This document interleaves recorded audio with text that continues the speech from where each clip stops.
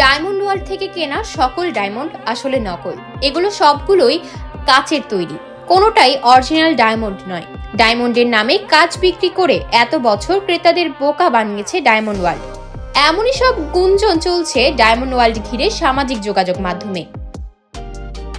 এদিকে 1 সেপ্টেম্বর এসব গুঞ্জনের বিরুদ্ধে ডায়মন্ড ওয়ার্ল্ডের এমডি ক্রেতাদের আশ্বস্ত করতে মুঠোফোনে একটি বার্তা পাঠায়, যেখানে বলা হয়েছে ডায়মন্ডের শতভাগ গুণমান নিশ্চিতে বাংলাদেশে আমরাই প্রথম, আমরাই সেরা।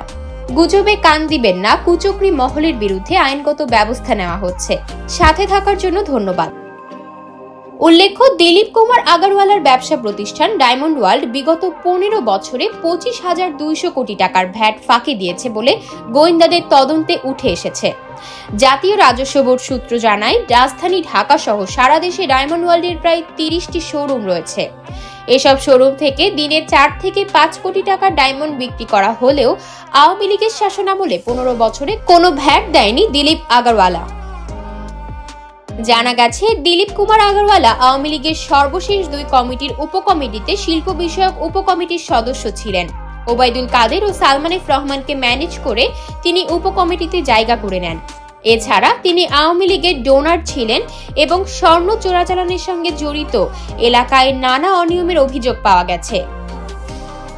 এদিকে সোনা চোরাচালান, হীরা প্রতারক, হুন্ডি ব্যবসা সহ অজ্ঞাত সূত্রে হাজার হাজার কোটি টাকার মালিক বনে যাওয়া দিলীপ কুমার আগারওয়ালাকে নিয়ে আলোচনা শুরু হয় মডেল ফারিয়া মাহবুব পিয়াসার আটকের পর। পুলিশের কাছে পিয়াসার দেওয়া স্বীকারোক্তিতেই বেরিয়ে আসে চাঞ্চল্যকর সব তথ্য।